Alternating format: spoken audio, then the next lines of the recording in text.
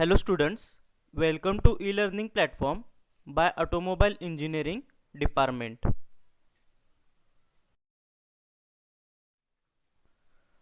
Myself professor K G Ghalsasi आणि मी तुम्हाला या लेक्चरला जो सब्जेक्ट शिकवणार आहे तो कुठला असणार आहे तर heat power engineering subject code असणार आहे 22441.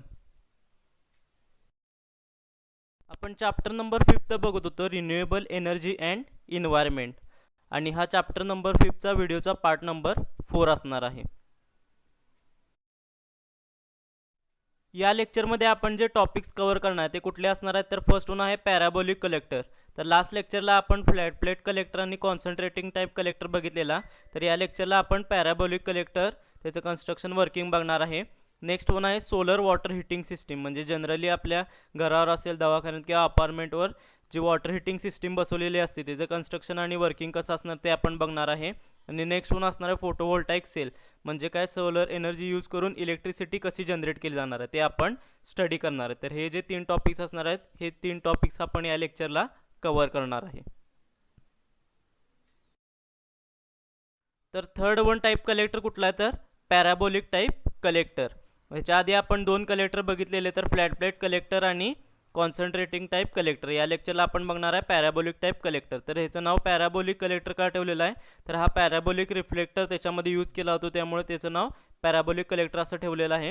ह्याच्यामध्ये ट्रॅकिंग मेकॅनिझम असणार. ते ट्रॅकिंग मेकॅनिझम काय करणार आहे तर सूर्याची जी डायरेक्शन असणार आहे त्याप्रमाणे तो त्याला ट्रॅक करणार आणि त्याप्रमाणे काय करणार आहे कलेक्टरला लेफ्ट किंवा राईट मूव्ह करणार आहे. त्यामुळे हा कलेक्टर काय करणार आहे, हा जो सेंटरला तुम्हाला ब्लॅक कलरचा रिसिव्हर किंवा ॲब्सॉर्बर दिसणार आहे त्यावर सगळे काय करणार आहे सन रेडिएशन फोकस करणार आहे आणि त्यामुळे काय होणार आहे सन रेडिएशन इथं कॉन्सन्ट्रेट केल्यामुळे काय होणार आहे हीट एनर्जी तिथं डेव्हलप होणार. तर बघा, it consist of a parabolic cylinder. The incident radiation on a parabolic surface is reflected and get concentrated along the axis of parabola. म्हणजे काय, ह्याच्यावर जे सगळे सन रेडिएशन पडणार आहेत ते सगळे कॉन्सन्ट्रेटेड कुठं केलं जाणार ते या ॲक्सिसला, म्हणजे ॲक्सिसमध्ये काय हा रिसिव्हर इथं बसवलेला आहे. Here parabolic cylinder is provided with a chain drive so it can rotate about its axis and according to the position of a sun tracking it takes place. So maximum solar energy can enter in the parabolic cylinder. म्हणजे tracking mechanism बसवलेलं आहे त्यामुळे काय होणार आहे maximum solar energy तिथं track होणार आहे. With the help of a such type of a focusing type collector we can get the higher temperature as compared to the flat plate collector and can use the to drive the steam turbine. म्हणजे ह्याच्यामध्ये काय असणार तर आपण higher temperature achieve करू शकतो. To increase concentration temperature and efficiency of collector mirrors are provided inside the parabolic surface. म्हणजे आणि जर जास्त आपल्याला इफिशियन्सी आणि टेम्परेचर अचीव करायचं असेल तर ह्याच्यामध्ये काय केले जातात मिरर प्रोव्हाइड केले जातात. तर अशा प्रकारे हा जो पॅराबोलिक कॉन्सन्ट्रेटेड टाईप कलेक्टर असणार आहे तो वर्क होणार आहे. नेक्स्ट वन आहे सोलार वॉटर हीटिंग सिस्टीम. म्हणजे काय, जे वेगवेगळे अपार्टमेंट असेल किंवा जे हॉस्पिटल असतील त्याच्यावर जी वॉटर हीटिंग सिस्टीम बसवलेली असणार आहे टेरेसवर ते असणार आहे ही सोलार वॉटर हीटिंग सिस्टीम. तर इथं फिगरमध्ये तुम्हाला दिसत असेल हा काय असणार आहे, हा जनरली कोल्ड टँक असणार आहे. हा सगळ्यात हाईटवर ठेवलेला असणार आहे. त्याच्यानंतर नेक्स्ट आहे हा हॉट वॉटर टँक. हा हॉट वॉटर टँक नेहमी फ्लॅट प्लेट कलेक्टर आणि कोल्ड वॉटर टँक ह्यांच्यामध्ये सिच्युएटेड असणार आहे. हा फ्लॅट प्लेट कलेक्टरपेक्षा उंचीवर बसवला जातो आणि कोल्ड वॉटर टँकपेक्षा हा त्याच्या खालच्या लेवलला बसवला जातो. म्हणजे या दोन्हीच्या मधल्या लेवलला हा हॉट वॉटर टँक बसवलेला असणार आहे आणि इथं असणार आहेत हा फ्लॅट प्लेट कलेक्टर. हा हॉट वॉटर टँकच्या खालच्या हाईटला बसवलेला असणार आहे. तर आता वर्किंग कसं होणार आहे बघा. In above figure shows a solar water heating system which is commonly used in a domestic application such as in hotels, apartments और hospitals. Generally here flat solar plate collector is used with water as a heat transfer fluid. There are two water tanks. The first one baga insulated hot water tank which is a storage tank which is placed between the cold water tank and flat plate collector but it should be placed above the solar collector. म्हणजे हा जो hot water tank असणार आहे हा flat plate collector आणि cold water tank यांच्यामध्ये बसवलेला असणार आहे आणि ह्याची हाईट नेहमी काय पाहिजे या फ्लॅट प्लेट कलेक्टरपेक्षा वर पाहिजे. And second one असणार आहे cold water tank. It is generally placed above the hot water storage tank. Here when the hot water is taken out from the hot water tank then the same quantity of water is replaced by cold water from the cold water tank. In such a cycle repeated passive solar water heating system. म्हणजे काय असणार आहे हा cold water tank असणार आहे, hot water टँकच्या नेहमी वर बसवलेला असणार आहे. तर आता वर्किंग कसं होणार आहे बघा. कोल्ड वॉटर टँकमधून जे वॉटर असणार ते कुठे येणार, तर इथं हॉट वॉटर टँकमध्ये येणार आहे. आणि हॉट वॉटर टँकमधलं वॉटर कुठं जाणार आहे, या फ्लॅट प्लेट कलेक्टरमध्ये जाणार आहे. फ्लॅट प्लेट कलेक्टरमध्ये हीट एनर्जी डेव्हलप झाल्यामुळे पाणी गरम होणार आहे. आणि हॉट वॉटर आपल्याला माहिती आहे ते वरच्या साईडला मूव्ह होते, त्यामुळे हॉट वॉटर कुठं जाणार, तर इन्सुलेटेड हॉट वॉटर टँकमध्ये जाणार आहे. आणि इथून हे आपण जिथं यूज करायचं आहे त्या ठिकाणी आपण ते यूज करू शकतो. तर अशा प्रकारे हे सोलर वॉटर हीटिंग सिस्टीम जी असणार आहे, ही solar water heating system work होणार आहे.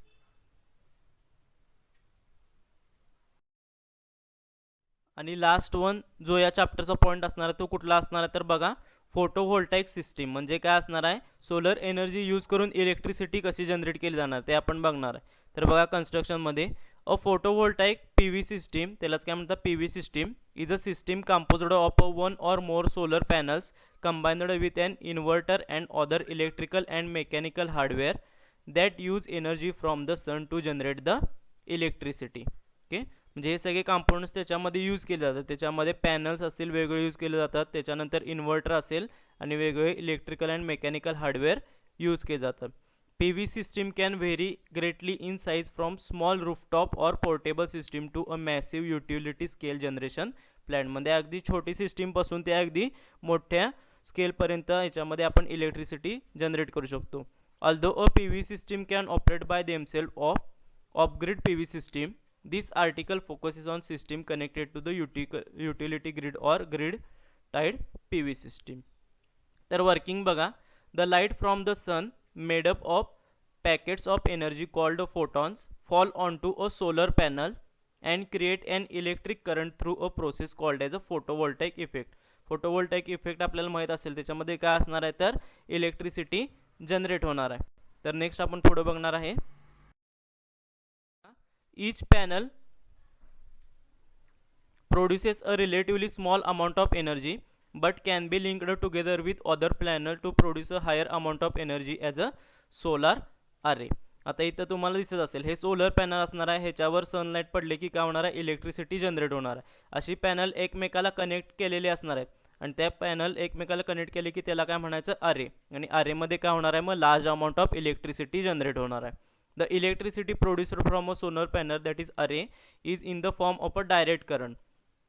Although many electric devices use DC electricity including your phone or laptop, they are designed to operate using the electrical utility grid which produces an alternating current. म्हणजे काय असणार आहे, solar पॅनलमध्ये जी electricity generate होणार ती कुठली असणार आहे, तर DC असणार आहे, डायरेक्ट करंट.